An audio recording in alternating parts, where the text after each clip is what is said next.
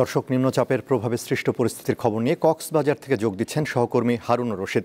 হারুন, কক্সবাজারের জনজীবনে নিম্নচাপের এই মুহূর্তের প্রভাব কেমন দেখছেন? ওয়ালটন বিএলডিসি ফ্যান খরচ বাঁচে 65% পর্যন্ত। ওয়ালটন বিএলডিসি ফ্যান ছড়ায় স্বস্তির সবুজ হাওয়া। আনোয়ারুল, আপনি জানেন যে গতকাল থেকে কক্সবাজারে 3 নম্বর সতর্কতা সংকেত চলছে এবং গভীর নিম্নচাপ সৃষ্টি হয়েছিল, সেটা উপকূল অতিক্রম করেছে। উপকূল অতিক্রম করলেও কিন্তু এখনো পর্যন্ত দমকা হওয়া, তেমে তেমে বৃষ্টি অব্যাহত আছে। এই অবস্থায় কক্সবাজারের কুতুবদিয়া, মহেশখালী, সেন্ট মার্টিন দ্বীপে 30টি মতো গ্রাম প্লাবিত হয়েছে। তন্মধ্যে সেখানে মানুষের দুর্ভোগ পোহাতে হচ্ছে, প্রায় কয়েক হাজার মানুষ দুর্ভোগে রয়েছে।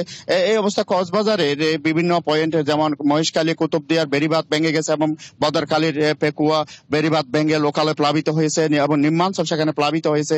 প্লাবিত হওয়ার পর সেখানে মানুষ দুর্ভোগ পোহাচ্ছে।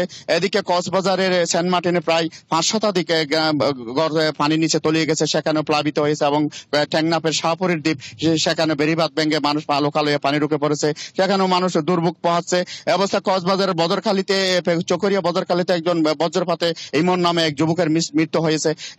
এই কক্সবাজারের সদর উপজেলার কক্সবাজারের যে সমুদ্র এলাকা, সৈকত এলাকা, সেখানে ঝাউবন উপরে গেছে, শত শত ঝাউ গাছ উপরে গিয়েছে। এখনো দমকা হাওয়া অব্যাহত আছে, তেমে তেমে বৃষ্টি অব্যাহত আছে।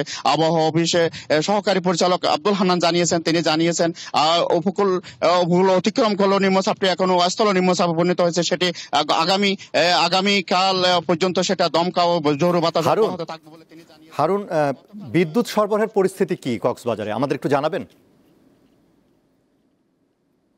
বিদ্যুৎ সরবরাহ কি স্বাভাবিক রয়েছে?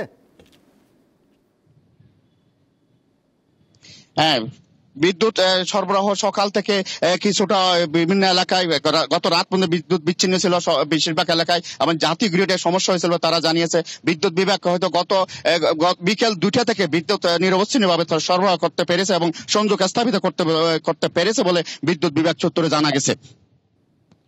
জি হারুন, আপনাকে ধন্যবাদ।